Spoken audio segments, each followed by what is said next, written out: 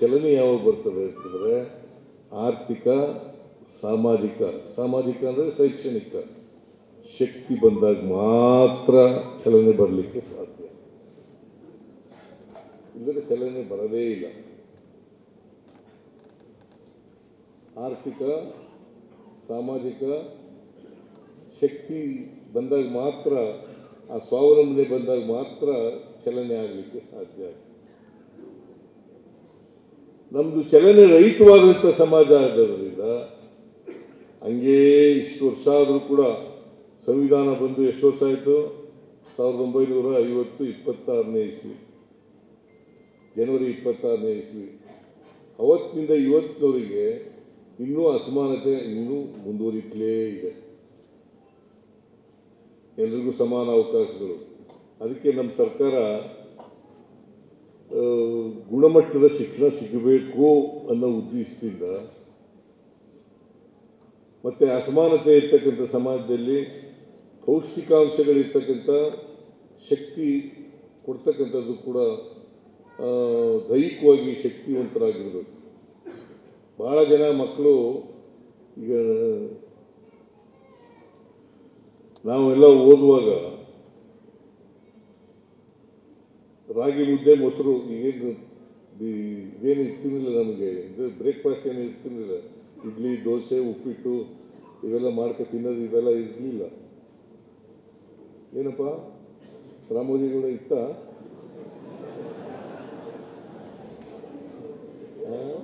ನಿಮಗಿತ್ತಪ್ಪ, ನೀವು second generation.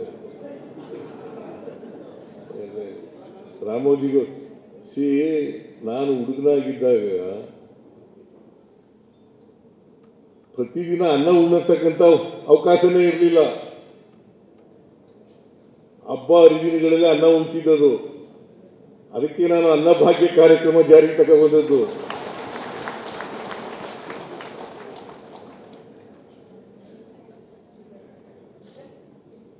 Annabhagya ಕಾರ್ಯಕ್ರಮ ಜಾರಿಗೆ ತಗೊಂಡದ್ದು ಯಾಕಪ್ಪ ಅಂತಂದ್ರೆ, ಇನ್ನೊಬ್ರು ಮನೆ ಹತ್ರ ಹೋಗಿ ಒಂದು ತುತ್ತು ಅನ್ನಕ್ಕೋಸ್ಕರ ಕಾಯ್ತಾ ನಿಂತಿರಬಾರ್ದು.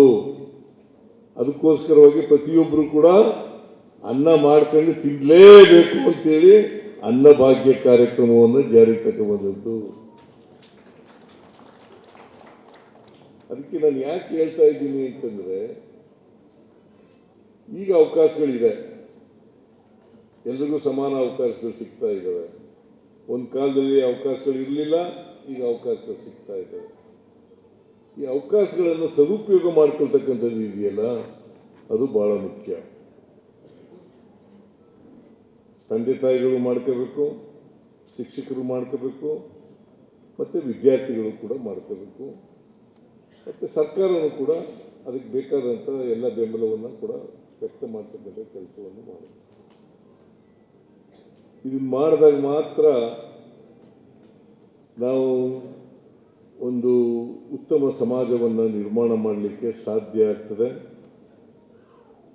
ಎಲ್ಲಕ್ಕಿಂತ ಬಹಳ ಮುಖ್ಯವಾಗಿ ಸಮಾನತೆಯ ಸಮಾಜ ನಿರ್ಮಾಣ ಮಾಡೋದು ಇದೆಯಲ್ಲ, ಅದು ಬಹಳ ಮುಖ್ಯ. ಜಾತಿ ವ್ಯವಸ್ಥೆಯನ್ನು ಹೋಗಲಾಡಿಸೋದು ಇದೆಯಲ್ಲ, ಅದು ಬಹಳ ಮುಖ್ಯ. ವರ್ಗ ವ್ಯವಸ್ಥೆಯನ್ನು ಹೋಗಲಾಡಿಸೋದು ಇದೆಯಲ್ಲ, ಅದು ಬಹಳ ಮುಖ್ಯ. ಜೊತೆಗೆ ಮೌಢ್ಯಗಳು ಇವನ್ನೆಲ್ಲ ದೂರ ಮಾಡ್ತಕ್ಕಂಥದ್ದು ಇದೆಯಲ್ಲ, ಇದು ಬಹಳ ಮುಖ್ಯ. ಅದಕ್ಕೆ ವೈಚಾರಿಕ ಮತ್ತು ವೈಜ್ಞಾನಿಕ ವಿದ್ಯೆ ಕಲಿಬೇಕು, ಮತ್ತು ಸಮಾಜದ ಸಮಸ್ಯೆಗಳಿಗೆ ಸ್ಪಂದಿಸ್ತಕ್ಕಂಥ ರೀತಿಯಲ್ಲಿ ಇರಬೇಕು.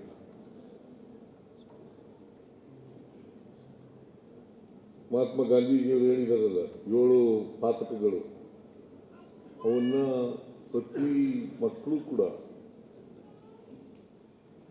ಅರ್ಥ ಮಾಡ್ಕೋಬೇಕಾಗ್ತದೆ. ನಮ್ಮ ಸಂವಿಧಾನ ಅರ್ಥ ಮಾಡ್ಕೋಬೇಕಾಗ್ತದೆ.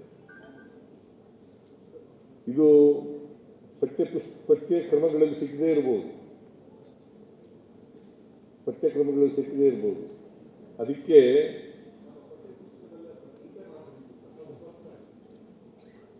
ಬಹಳ ಸಂತೋಷ.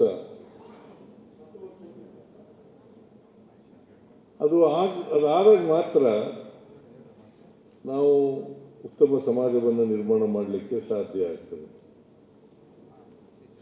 ಧರ್ಮದ ಹೆಸರಿನಲ್ಲಿ, ಜಾತಿಯ ಹೆಸರಿನಲ್ಲಿ ಸಮಾಜ ಒಡೆಯತಕ್ಕಂಥ ಕೆಲಸ ಆಗಬಾರ್ದು. ಜಾತಿ ಧರ್ಮ ಹೆಸರಿನಲ್ಲಿ ಇದೆಯಲ್ಲ, ಇಲ್ಲದೆ ಹೋದರೆ ಮನುಷ್ಯತ್ವನೇ ಇರೋದಿಲ್ಲ. ಮನುಷ್ಯನನ್ನು ಪ್ರೀತಿಸಬೇಕೆ ಹೊರತು ಯಾವ ಕಾರಣಕ್ಕೂ ಕೂಡ ದ್ವೇಷಿಸಬಾರ್ದು. ಮನುಷ್ಯನನ್ನು ಪ್ರೀತಿಸಬೇಕು, ದ್ವೇಷಿಸಬಾರ್ದು. ಈ ಪ್ರೀತಿ ಆ ದ್ವೇಷದ ಜಾಗದಲ್ಲಿ ಅದು ಪೂರ್ಣವಾಗಿ ನೆಲೆಸ್ತಕ್ಕಂಥ ಕೆಲಸವನ್ನು ಮಾಡ್ತಕ್ಕಂಥ ಜವಾಬ್ದಾರಿ ನಿಮ್ಮ ಮೇಲೆ ಇದೆ ಅಂತಕ್ಕಂಥ ಮಾತುಗಳನ್ನು ಹೇಳಲಿಕ್ಕೆ ಬಯಸ್ತಾ ಇದ್ದೀನಿ. ಆಮೇಲೆ ನಿಮ್ಮ ನಡವಳಿಕೆಗಳಿದ್ದಾವಲ್ಲ, ಸಾಮಾನ್ಯವಾಗಿ ಪ್ರೈಮರಿ ಸ್ಕೂಲು, ಹೈಸ್ಕೂಲು ಟೀಚರ್ಗಳಿರ್ತಾರಲ್ಲ, ಅವ್ರ ನಡವಳಿಕೆಗಳು ಭಾಳ ಗಾಢವಾದಂಥ ಇಂಪ್ಯಾಕ್ಟನ್ನು ವಿದ್ಯಾರ್ಥಿಗಳ ಮೇಲೆ ಮಾಡ್ತಾರೆ.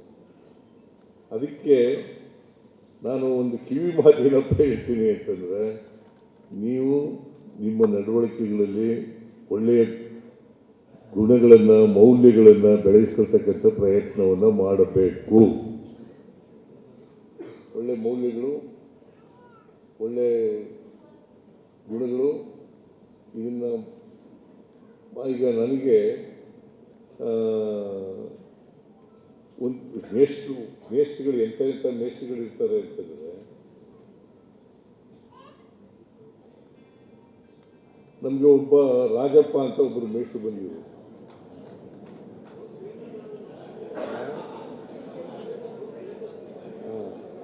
ರಾಜಪ್ಪ ಅಂತ ಮೇಷ್ಟ್ರು ಬಂದಿದ್ರು. ಅವರು ಪಾಪ ಶನಿವಾರ ಮಧ್ಯಾಹ್ನ ಇರ್ತಿದ್ರಲ್ಲ, ಮಧ್ಯಾಹ್ನದ ಮೇಲೆ ಮನೆಗೆಲ್ಲ ಹೋಗೋರು ನಮ್ಮ ಊರಿನಲ್ಲಿ. ಯಾರು ಡ್ರಾಪ್ ಔಟ್ ಆಗಿದ್ದಾರೆ, ಯಾರು ಶಾಲೆಗೆ ಸೇರೇ ಇಲ್ಲ, ಅವ್ರನ್ನೆಲ್ಲ ಶಾಲೆಗೆ ಸೇರಿಸೋದು, ಇಲ್ಲ ಡ್ರಾಪ್ ಔಟ್ ಆಗೋದನ್ನು ಶಾಲೆಗೆ ಸೇರಿಸ್ಕೊಳ್ತಕ್ಕಂಥ ಕೆಲಸವನ್ನು ಮಾಡೋರು. ನಾನು ಹಂಗಾಗಿ 1 to 4 ಓದಲೇ ಇಲ್ಲ. 5ನೇ ತರಗತಿ ನೇರವಾಗಿ ಓದೇ ನಾನು.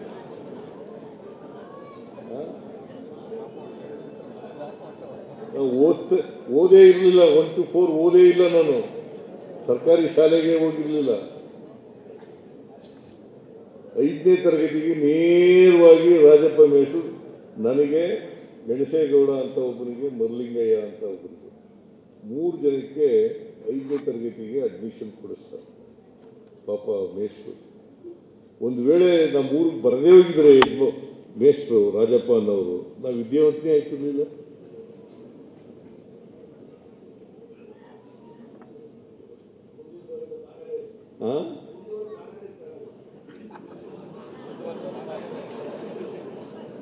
ಇಲ್ಲಿ ನೀವು ಮುಂದೆ ನಿಂತ್ಕೊಂಡು ಮುಖ್ಯಮಂತ್ರಿಯಾಗಿ ಮಾತಾಡ್ತಾನೇ ಇರಲಿಲ್ಲ.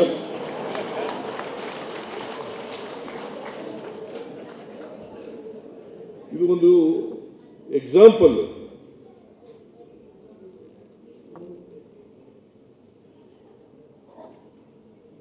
ನನಗೆ ರಾಜಕೀಯಕ್ಕೆ ಬರಲಿಕ್ಕೆ ಪ್ರೇರಣೆ ಯಾರು ಗೊತ್ತಾ? ಪ್ರೊಫೆಸರ್ ನಂಜುಂಡಸ್ವಾಮಿ.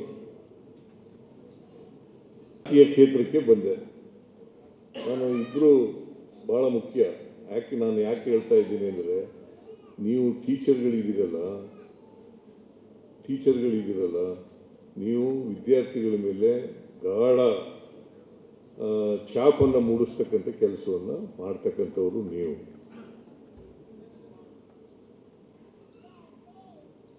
ನೀವೇನು ಮಾಡ್ತೀರಿ ಅದ್ರ ಮೇಲೆ ಅವರ ಭವಿಷ್ಯ ನಿರ್ಮಾಣ ಆಗ್ತದೆ. ಅದಕ್ಕೆ ಬಾಬಾ ಸಾಹೇಬ್ ಅಂಬೇಡ್ಕರ್ ಅವರು ಏನು ಹೇಳ್ತಾರೆ ಅಂತಂದರೆ, ಯಾರಿಗೆ ಭವಿಷ್ಯ ಗೊತ್ತಿರಲ್ಲ, ಆಮೇಲೆ ಇತಿಹಾಸ ಗೊತ್ತಿರಲ್ಲ, ಅವ್ರು ಯಾರು ಕೂಡ ಭವಿಷ್ಯ ನಿರ್ಮಾಣ ಮಾಡಲಿಕ್ಕೆ ಸಾಧ್ಯ ಇಲ್ಲ. ನಮ್ಮ ಇತಿಹಾಸ ತಿಳ್ಕೋಬೇಕು, ಸಾಮಾಜಿಕ ಇತಿಹಾಸ ತಿಳ್ಕೋಬೇಕಾಗ್ತದೆ. ನಮ್ಮ ಸಾಮಾಜಿಕ ಇತಿಹಾಸನೇ ಗೊತ್ತಿಲ್ಲದೆ ಹೋದರೆ ಭವಿಷ್ಯ ಹೆಂಗೆ ನಿರ್ಮಾಣ ಮಾಡೋದು? ಇದನ್ನು ಬಾಬಾ ಸಾಹೇಬ್ ಅಂಬೇಡ್ಕರ್ ಅವರು ಭಾಳ ಸ್ಪಷ್ಟವಾಗಿ ಹೇಳಿದ್ದಾರೆ. ಇದನ್ನು ಜೀವನದಲ್ಲಿ ಅಳವಡಿಸ್ಕೊಳ್ತಕ್ಕಂಥ ಪ್ರಯತ್ನವನ್ನು ಮಾಡಬೇಕು. ನೀವು ವಿದ್ಯಾರ್ಥಿಗಳ ಭವಿಷ್ಯವನ್ನು ರೂಪಿಸ್ತಕ್ಕಂಥ ಜಾಗದಲ್ಲಿ ಇರ್ತಕ್ಕಂಥವ್ರು. ಅದು ಕಾಲೇಜ್ ಶಿಕ್ಷಣ ಇರಲಿ, ಶಾಲಾ ಶಿಕ್ಷಣ ಇರಲಿ, ಯಾವುದೇ ಶಿಕ್ಷಣ ಕ್ಷೇತ್ರ ಇರಲಿ, ನೀವು ಎಲ್ಲರೂ ಕೂಡ ವಿದ್ಯಾರ್ಥಿಗಳ ಭವಿಷ್ಯವನ್ನು ರೂಪಿಸ್ತಕ್ಕಂಥವ್ರು. ಆ ಕೆಲಸ ನೀವು ಮಾಡ್ತೀರಿ ಅಂತಕ್ಕಂಥ ವಿಶ್ವಾಸ ಇದೆ, ನಂಬಿಕೆನೂ ಇದೆ. ಅದನ್ನು ಮಾಡಬೇಕು ಅಂತಕ್ಕಂಥ ಮಾತುಗಳನ್ನು ನಿಮಗೆ ಮತ್ತೊಮ್ಮೆ ಜ್ಞಾಪಿಸಲಿಕ್ಕೆ ಪ್ರಯತ್ನವನ್ನು ಮಾಡ್ತಾ ಇದ್ದೀನಿ ಅಂತಕ್ಕಂಥ ಮಾತುಗಳನ್ನು ಹೇಳಲಿಕ್ಕೆ ಬಯಸ್ತಾ ಇದ್ದೇನೆ. ಆಮೇಲೆ ಈ ಮೊಬೈಲ್ ಫೋನ್ ಇದೆಯಲ್ಲ ಮಕ್ಕಳುಗಳು, ಇದೊಂದು ಸ್ವಲ್ಪ ಮಾಡಿ. ಈ ಮೊಬೈಲ್ ಫೋನ್ಗಳು ಭಾಳ ಜನ ಮಕ್ಕಳುಗಳು ಬಲಿಯಾಗ್ಬಿಡ್ತಾರೆ, ಅದ್ರ ಬಲೆಗೆ ಸಿಕ್ಕಾಕೊಳ್ತಕ್ಕಂಥ ಕೆಲಸ ಮಾಡ್ತಾರೆ. ಅದಕ್ಕೆ ನಾವು ಮೊಬೈಲನ್ನು ಬಿಡಿ, ಪುಸ್ತಕ ಇಡಿ, ಓದು. ಮೊಬೈಲನ್ನು ಬಿಡಿ, ಪುಸ್ತಕ ಇಡಿ ಮತ್ತು ಓದು. ಈ ಕಾರ್ಯಕ್ರಮವನ್ನು ಜಾರಿಗೊಳಿಸಬೇಕು ಅಂತೇಳಿ ನಿಮ್ಮಲ್ಲಿ ಅತ್ಯಂತ ಕಳಕಳಿಯಿಂದ ಮನವಿಯನ್ನು ಮಾಡಲಿಕ್ಕೆ ಬಯಸ್ತಾ ಇದ್ದೇನೆ. ಎಲ್ಲ ಟೀಚರ್ಗಳಲ್ಲೂ ಕೂಡ ಈ ಮನವಿಯನ್ನು ಮಾಡಲಿಕ್ಕೆ ಬಯಸ್ತಾ ಇದ್ದೇನೆ. ಆಮೇಲೆ ಈ ಇತ್ತೀಚೆಗೆ ನಮ್ಮ ಸರ್ಕಾರ ಒಂದು ತೀರ್ಮಾನ ಮಾಡಿದೆ. ಏನಪ್ಪ ಅಂತಂದರೆ, ಒಂದರಿಂದ ನಿನ್ನೆ ಕ್ಯಾಬಿನೆಟ್ನಲ್ಲ 1ರಿಂದ 7ನೇ ತರಗತಿವರೆಗೆ ಅಲ್ಲಿಂದ ನೇಮಕ ಆಗಿದ್ರಲ್ಲ, ಅದರಿಂದ 1ರಿಂದ 5ಕ್ಕೆ ಹಿಂಬಡ್ತಿ ಆಗಿಬಿಟ್ಟಿತ್ತು. ಅದನ್ನು ಮತ್ತೆ ರೆಸ್ಟೋರ್ ಮಾಡ್ತಕ್ಕಂಥ 2017ನೇ ಇಸ್ವಿನಲ್ಲಿ ಮತ್ತೆ ರೆಸ್ಟೋರ್ ಮಾಡ್ತಕ್ಕಂಥ ಕೆಲಸವನ್ನು ಮಾಡಿದ್ದೀವಿ. ಬಹುಶಃ ಅದರಿಂದ ಎಲ್ಲ ಟೀಚರ್ಗಳಿಗೂ ಕೂಡ ಉಪಯೋಗ ಆಗ್ತದೆ ಅಂತಕ್ಕಂಥ ಮಾತುಗಳನ್ನು ಹೇಳಲಿಕ್ಕೆ ಬಯಸ್ತಾ ಇದ್ದೇನೆ. ಸುಮಾರು 8 ವರ್ಷದಿಂದ ಹೋರಾಟ ನಡೀತೇ ಇತ್ತು. ಇದಕ್ಕೆ ಈಗ ಅಂತಿಮ ಆಗ್ತಕ್ಕಂಥ ಕೆಲಸವನ್ನು ಮಾಡಿದ್ದೇವೆ. ಆಮೇಲೆ ಈ ಸರ್ಕಾರಿ ಶಾಲೆಗಳಿಗೆಲ್ಲ ನಾನು ಒಂದು ಸಾರಿ ಕನ್ನಡ ರಾಜ್ಯೋತ್ಸವ ಕಾರ್ಯಕ್ರಮಕ್ಕೆ ಹೋಗಿದ್ದೆ. 2 ವರ್ಷ ಆಯಿತು ಅಂತ ಅನಿಸುತ್ತಲ್ಲ, 2 ವರ್ಷನ 1 ವರ್ಷನ ಎಲ್ಲ ಶಾಲೆಗಳಿಗೆ, ಸರ್ಕಾರಿ ಶಾಲೆಗಳಿಗೆ ವಿದ್ಯುತ್ ಫ್ರೀ ಕರೆಂಟ್ ಕೊಡೋದು.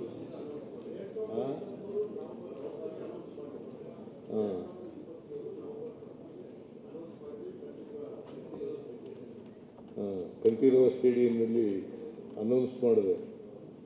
ಈಗ ಸುಮಾರು ಅದು 25 ಕೋಟಿ 27 ಕೋಟಿ ರೂಪಾಯಿ ದೇಶದಲ್ಲಿ ಬೇರೆ ರಾಜ್ಯಗಳಲ್ಲಿ ಎಲ್ಲೂ ಮಾಡಿಲ್ಲ. ನಾವು ಮಕ್ಕಳು ದೈಹಿಕವಾಗಿ ಪೌಷ್ಟಿಕವಾಗಿರಲಿ ಅನ್ನೋ ಕಾರಣಕ್ಕೋಸ್ಕರ ಹಾಲು ಕೊಡ್ತಾ ಇದ್ದೀವಿ, ಮೊಟ್ಟೆ ಕೊಡ್ತಾ ಇದ್ದೀವಿ, ಆಮೇಲೆ ಬಿಸಿ ಊಟ ಕೊಡ್ತಾ ಇದ್ದೀವಿ, ಆಮೇಲೆ ಶೂ ಭಾಗ್ಯ ಕೊಡ್ತಾ ಇದ್ದೀವಿ, ಶೂ ಮತ್ತು ಸಾಕ್ಸ್ ಕೊಡ್ತಾ ಇದ್ದೀವಿ, ರಾಗಿ ಮಾಲ್ಟ್ ಕೊಡ್ತಾ ಇದ್ದೀವಿ, ರಾಗಿ ಮಾಲ್ಟ್ ಕೊಡ್ತೀವಿ. ನಮ್ಮ ಹೆಸರು ಚಂದ್ರಶೇಖರ್ ನುಗ್ಲಿ ಅವ್ರು ಹೇಳ್ತಾ ಇದ್ರು, ಸರ್ ಬಡವ್ರ ಮಕ್ಕಳಿಗೆ ನೋಟ್ಬುಕ್ಗಳು ಕೊಡಿ ಅಂತ ಹೇಳ್ತಾ ಇದ್ರು. ನಾನು ರಶ್ಮಿ ಕೇಳಿದೆ, ಕೊಡ್ಬೋದು ಸರ್, ನಮ್ಮಲ್ಲೇ ಉಳಿತಾಯ ಮಾಡಿಕೊಡ್ಲಿಕ್ಕೆ ಸಾಧ್ಯ ಆಗ್ತದೆ ಅಂತೇಳಿ ಅದು ಮುಂದಿನ ವರ್ಷದಿಂದ ಕೊಡ್ತಕ್ಕಂಥ ಕೆಲಸವನ್ನು ಮಾಡೋಣ.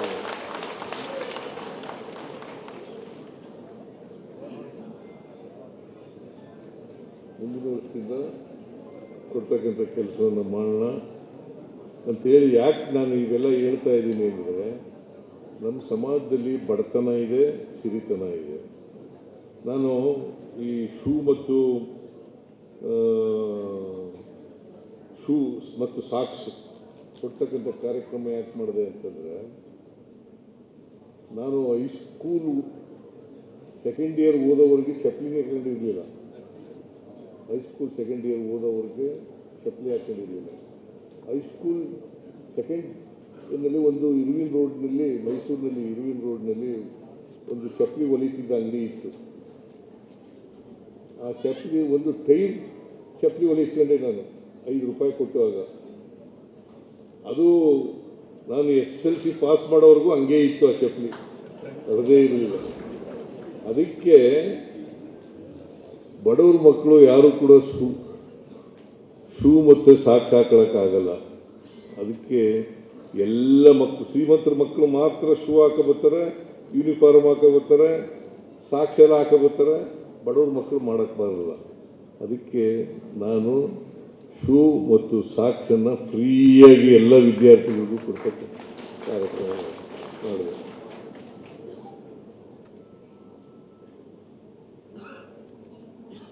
ಸೊ ನಾನು ಯಾಕೆ ಇವೆಲ್ಲ ಮಾಡ್ತಾ ಇದ್ದೀನಿ ಅಂತಂದರೆ, ನನ್ನ ಅನುಭವದಿಂದ ನಂತರ ಈಗಿನ ಕಾಲದ ಮಕ್ಕಳು ಕೂಡ ಅನುಭವಿಸ್ಬಾರ್ದು. ನಾನು BSc ರೂಮ್ ಮಾಡ್ಕೊಂಡು ಅಡುಗೆ ಮಾಡ್ಕೊಂಡು, ಇನ್ನೊಬ್ಬ ವಿದ್ಯಾರ್ಥಿ ನನ್ನ ರೂಮ್ಮೇಟ್ಸು ಇಬ್ಬರು ಒಂದೇ ರೂಮ್ನಲ್ಲಿ ಇದ್ದವು.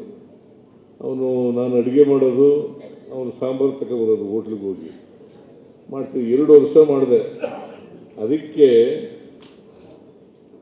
ಯಾರಿಗೆ ಹಾಸ್ಟೆಲಲ್ಲಿ ರೂಮ್ ಸಿಕ್ಕೋದಿಲ್ಲ ಆ ಎಲ್ಲ ವಿದ್ಯಾರ್ಥಿಗಳಿಗೆ ಎಂಥ ಕಾರ್ಯಕ್ರಮ ಅದು,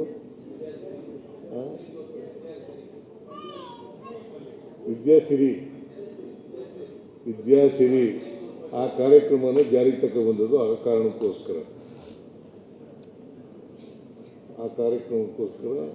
ಯಾಕಂತಂದರೆ ನಮ್ಮಪ್ಪ ಹಾಸ್ಟೆಲ್ ಸೇರಿಸಲಿಲ್ಲ. ಆಮೇಲೆ ರೂಮ್ ಮಾಡ್ಕೊಂಡು ಅಡುಗೆ ಮಾಡ್ಕೊಂಡು ಊಟ ಮಾಡ್ಕೊಂಡು ಮಾಡಬೇಕಾಗಿತ್ತು, ವಿದ್ಯೆ ಕಲಿಬೇಕಾಗಿತ್ತು, ಕಾಲೇಜ್ಗೆ ಹೋಗಬೇಕು. ಸೊ ಈ ಕಾರಣಕ್ಕೋಸ್ಕರ ಇದನ್ನು ವಿದ್ಯಾಸಿರಿ ಕಾರ್ಯಕ್ರಮವನ್ನು ಜಾರಿಗೆ ತಗೊಬಂದದ್ದು. ಹೀಗೆ ಈ ಥರದವು ನಮ್ಮ ವಿದ್ಯಾರ್ಥಿಯಾಗಿದ್ದಾಗ ಅನುಭವಿಸಿದವು, ಅನುಭವ ಮೇಲೆ ಈ ಕಾರ್ಯಕ್ರಮಗಳೆಲ್ಲ ಯಾಕೆ ಮಾಡ್ತಾ ಇದ್ದೀವಿ ಅಂತಂದರೆ, ಗುಣಮಟ್ಟದ ಶಿಕ್ಷಣ ಸಿಕ್ಕಬೇಕು, ಸಮಾಜದಲ್ಲಿ ಒಳ್ಳೆಯ ನಾಗರಿಕನಾಗಿ ಬದುಕತಕ್ಕಂಥ ವ್ಯವಸ್ಥೆ ಬರಬೇಕು, ಮನುಷ್ಯತ್ವ ಇರತಕ್ಕಂಥ ರೀತಿಯಲ್ಲಿ ಬರಬೇಕು. ಇದಕ್ಕೋಸ್ಕರ ನಿಮ್ಮ ಜವಾಬ್ದಾರಿ ಭಾಳ ಇದೆ. ದೇಶದ ಭವಿಷ್ಯ ನಿಮ್ಮ ಕೈನಲ್ಲಿದೆ. ಅದನ್ನು, ಆ ಭವಿಷ್ಯವನ್ನು ರೂಪಿಸ್ತಕ್ಕಂಥ ಕೆಲಸವನ್ನು ನೀವು ಮಾಡ್ತೀರಿ ಅಂತಕ್ಕಂಥ ವಿಶ್ವಾಸದಿಂದ ನಾನು ಈ ಮಾತುಗಳನ್ನು ಹೇಳ್ತಾ ಇದ್ದೀನಿ. ಇವತ್ತು Shrimati Savitri Phule, the first teacher of the women folk, first teacher 1848ನೇ ಇಸ್ವಿನಲ್ಲಿ ಶಾಲೆ ಪ್ರಾರಂಭ ಮಾಡಿದರು. ಆಗ ಇವರು ಮತ್ತು ಒಬ್ಬ ಲೇಡಿ, ಇನ್ನೊಬ್ಬರು ಲೇಡಿ ಅಂತ ಹೇಳಿದ್ರು, ಫಾತಿಮಾ ಶೇಖ್ ಅವರು ಟೀಚರ್ಗಳಾಗ ಅಪಾಯಿಂಟ್ ಆದರು. ಭಾರಿ ಕಷ್ಟಪಟ್ಟು ಏನು ಈ ಸಗಣಿಲೆಲ್ಲ ಎಸೆದ್ರು ಇವರಿಗೆ ಪಾಪ. ಅಂಥದ್ರಲ್ಲಿ ಮಹಿಳಾ ಟೀಚರಾಗಿ ವಿದ್ಯೆ ಕಲಿಸ್ತಕ್ಕಂಥ, ನಾವಾಗಿದ್ದರೆ ಬಿಟ್ಬಿಡ್ತಾ ಇದ್ದೋ, ಆದರೆ ಅವ್ರು ಬಿಡೋದಿಲ್ಲ. ವಿದ್ಯೆ ಕಲಿಸಲೇಬೇಕು ಅಂತಕ್ಕಂಥ ಬದ್ಧತೆಯಿಂದ ವಿದ್ಯೆ ಕಲಿಸ್ತಕ್ಕಂಥ ಕೆಲಸವನ್ನು ಮಾಡಿ ಸಾವಿತ್ರಿ ಫುಲೆ ಫೋಟೋನು ಇಟ್ಟಿದ್ದೀರಿ, ರಾಧಾಕೃಷ್ಣ ಅವ್ರ ಫೋಟೋನು ಇಟ್ಟಿದ್ದೀರಿ. ಅವರಿಬ್ಬರಿಗೂ ಕೂಡ ಗೌರವ ಸಲ್ಲಿಸ್ತಕ್ಕಂಥ ಕೆಲಸವನ್ನು ಮಾಡಿ, ಅವತ್ತು ಯಾರ್ಯಾರು ರಾಧಾಕೃಷ್ಣವ್ರಿಗಿಂತ ಮುಂಚಿತವಾಗಿಯೇ ಇವರೆಲ್ಲ ಸಮಾಜದಲ್ಲಿ ವಿದ್ಯೆ ಕಲಿಸಲಿಕ್ಕೆ ಭಾಳ ಕಷ್ಟಪಟ್ಟಿದ್ದಾರೆ ಅಂತಕ್ಕಂಥ ಮಾತುಗಳನ್ನು ಹೇಳ್ತಾ, ನಿಮಗೆಲ್ಲ ಒಳ್ಳೆಯದಾಗಲಿ. ಶಿಕ್ಷಕರ ದಿನಾಚರಣೆಯ ಶುಭಾಶಯಗಳನ್ನು ನಿಮ್ಮೆಲ್ಲರಿಗೂ, ಇಡೀ ರಾಜ್ಯದ ಜನರಿಗೆ ಸರ್ಕಾರದ ಪರವಾಗಿ ವೈಯಕ್ತಿಕವಾಗಿ ಕೋರಿ, ಮತ್ತು ಯಾರ್ಯಾರು ಇವತ್ತು ಪ್ರಶಸ್ತಿಗಳನ್ನು ಪಡ್ಕೊಂಡಿದ್ದಾರೆ ಎಲ್ಲ ಪ್ರಶಸ್ತಿ ಪುರಸ್ಕೃತರಿಗೆ ಆಯುಷ್ ಆರೋಗ್ಯ ದೊರಕಲಿ ಅಂತಕ್ಕಂಥ ಮಾತುಗಳನ್ನು ಹೇಳಿ, ಅವ್ರಿಗೆಲ್ಲ ಅಭಿನಂದನೆಗಳನ್ನು ಹೇಳಿ ನನ್ನ ಮಾತುಗಳನ್ನು ಮುಗಿಸ್ತೇನೆ. ಜೈ ಹಿಂದ್, ಜೈ ಕರ್ನಾಟಕ. ಸುಮ್ಮನೆ ಇರಲಿ ಬಿಡು.